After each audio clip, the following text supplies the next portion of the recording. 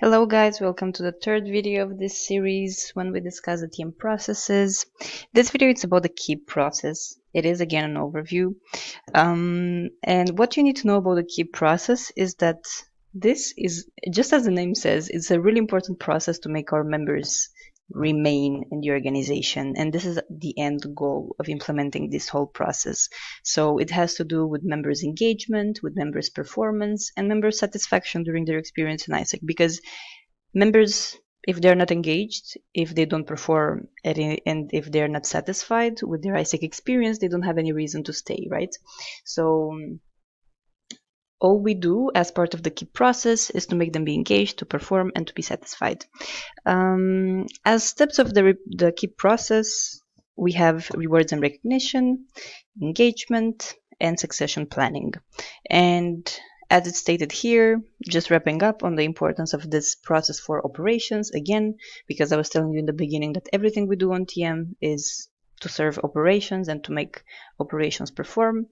Well, this process has to do with retaining membership inside the organization. It provides some engagement tools and a lot of insights about membership engagement. It ensures leadership pipeline because we talk about succession, right? And keeps the knowledge inside of the organization. These are really, really important steps for us to be able to exist for so long as an organization. But now let's go to the first step, which is rewards and recognition.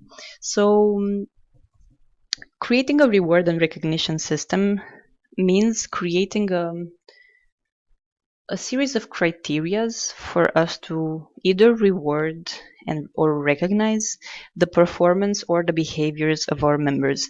And I would like here to make the distinction between rewards and recognition, because rewards is something that you give for performance and for achievements, while recognition is something that you give to your members for behaviors, attitudes, and these kind of things. So in order for you to implement this process, first you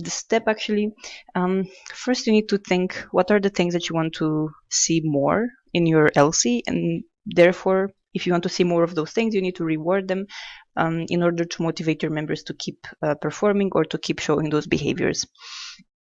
So have a discussion with your LCP or with your whole EB and try to understand if you're going to have a rewards and recognition system that is going to be the same for everyone in the LC, or maybe that can be different for IGV or OGV. This can be as well an option.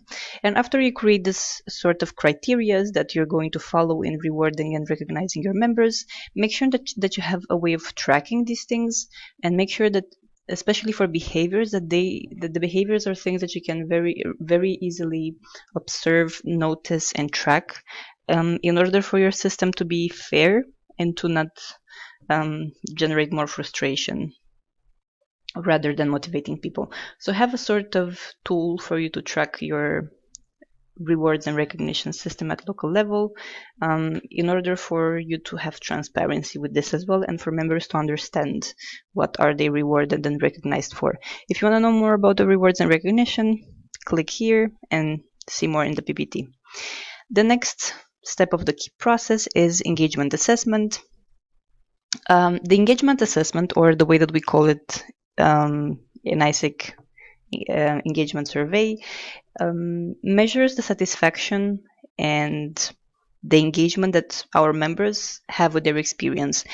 And we measure this every single time that we change the team standards phase. So engagement is really linked with the team standards, because whenever we implement a new team standards phase, we want to know how satisfied our members were with the implementation of those team standards. Usually we measure engagement every quarter, so every 3 months. But whenever we change the team standards phase, this is an exception. So we're gonna, for example, in October and November, we're gonna measure engagement 2 months in a row, because in October we were gonna focus on building team standards, and in November on performing team standards. So the way every time we change the team standards phase, we measure engagement. All the questions in the engagement survey are going to be about your member satisfaction with their experience, if they plan to take further leadership positions in the future, if they plan to go on an IXP, if they would recommend ISEC to their friends, and so on. What feedback do they have for the organization? So after you get all this data, make sure that you make a report out of it. What I recommend is to have a report per area. So a report only for the OGV area, and then a report only for IGV with all the answers for that area, and then compile everything in a big report for your LC. And then once you have this data and these insights, elaborate an action plan for you to solve possible bottlenecks or possible inconveniences that you're going to find out from your members. This is a really, really important touch point and a really, really important survey for you to understand better your members and to nurture empathy in between you and the members. And it tells you very, very clearly what you need to do for their experience to be better. Again, if you want to know more about this, check the PPT here. And the third part of the key process is the succession plan. We run succession plans whenever we have new positions opened in ISEC. So let's take, for example, the EB applications that are going to be open pretty soon. First, you need to make a talent review, which, as the name says, consists of you reviewing the talent, so the people that you have in your LC, and knowing for how long they're going to stay in the organization and if they intend to take further leadership positions. So when you do the talent review, you're going to know if you have applicants for the positions that you're going to open.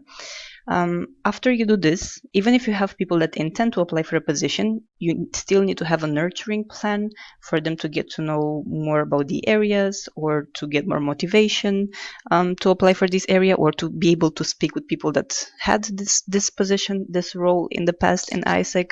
So make sure that you create this plan together with your EB, where you give knowledge to your people, you put them in touch with other people that had this position in order for them to have clarity on it, and then you make sure that they're motivated to take the position and they see the relevance and the connection between this role and their further plans, either in life or in ISEC. And the last step is to have a calibration meeting where you, between you and other EB members, where you decide the criteria for these members to be evaluated in order for them to take this position. So very similar to what we were doing in the develop process, making sure that you all have the same standards for the person that should occupy this position that is available to them. If you want to know more about the succession plan, click here. If not, well, you can ask me as well, but if not, this is everything. Thank you for watching this video. The next one is going to be about the report process, which is also the last of the TM processes.